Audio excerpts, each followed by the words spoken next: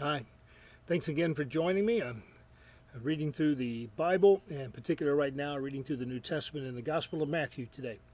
And I'm going to pick up in Matthew chapter 17, but I want to tell you a little bit about what I'm reading from today.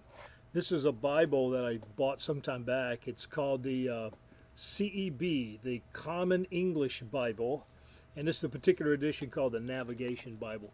Neat looking, isn't it? And let's see, who publishes this one? I want to make sure I get the publisher right. This is the Common English Bible, and it's called the CEB Navigation Bible in particular. And I don't see who the publisher is at the moment other than CEB. So I guess that's the publisher. Sorry, I don't always know those things. By the way, just so you remember, I'm filming this in my backyard. It's September 23rd, 2022. It's still in the 90s here. Fall has a very different feel in southeast Texas and most other places around the world. You could probably see one of my little mosquito torches going on behind me. And down at my feet is a mosquito coil going on, so I can tolerate this here. I'm near an airport, so you're probably going to hear some airplanes every now and then. My air conditioning compressor will probably come on in the background. You may hear some birds singing. You may hear my neighbor's dog barking. That's what it's like living here in my little place. So, you ready?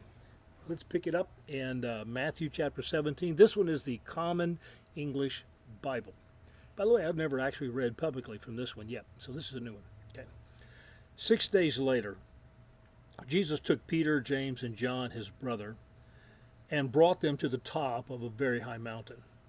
He was transformed in front of them. His face shone like the sun, and his clothes became as white as light. Moses and Elijah appeared to them, talking with Jesus. Peter reacted to all of this by saying to Jesus, "Lord, it's good that we're here. If you want, I'll make 3 shrines, one for you, one for Moses, one for Elijah." And while he was still speaking, look, a bright cloud overshadowed them. A voice from the cloud said, "This is my son, whom I dearly love.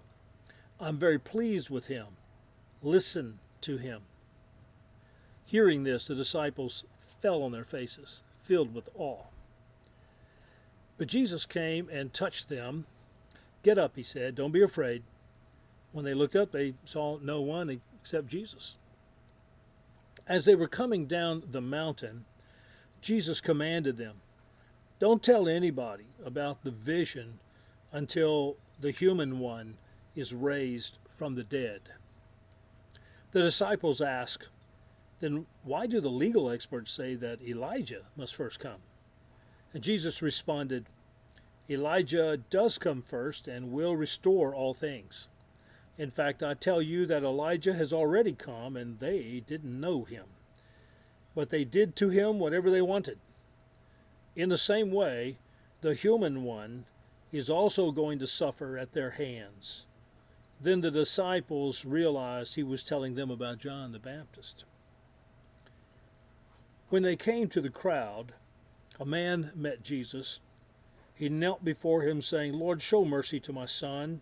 He is epileptic and suffers terribly, for he often falls into the fire or the water. I brought him to your disciples, but they couldn't heal him." And Jesus answered, "You faithless and crooked generation, how long will I be with you? How long will I put up with you? Bring the boy here to me." Then Jesus spoke harshly to the demon, and it came out of the child, who was healed from that time on. Then the disciples came to Jesus in private and said, "Why couldn't we throw the demon out?" "Because you have little faith," he said. "I assure you that if you have faith the size of a mustard seed, you could say to this mountain, 'Go from here to there,' and it will go. There will be nothing that you can't do." When the disciples came together in Galilee, Jesus said to them, "The human one is about to be delivered over into human hands. They will kill him, but he will be raised on the 3rd day." And they were heartbroken. When they came to Capernaum, the people who collected the half-shekel temple tax came to Peter and said, "Doesn't your teacher pay the temple tax?" "Yes," he said.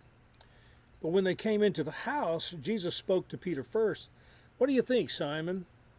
From whom do earthly kings collect taxes? From their children or from strangers? From strangers, he said. Jesus said to him, Then the children don't have to pay. But just so we don't offend them, go to the lake, throw out a fishing line and hook, and take the first fish you catch. When you open its mouth, you'll find a shekel coin. Take it and pay the tax for both of us. That's Matthew chapter 17 in the Common English Bible. Thank you for joining me.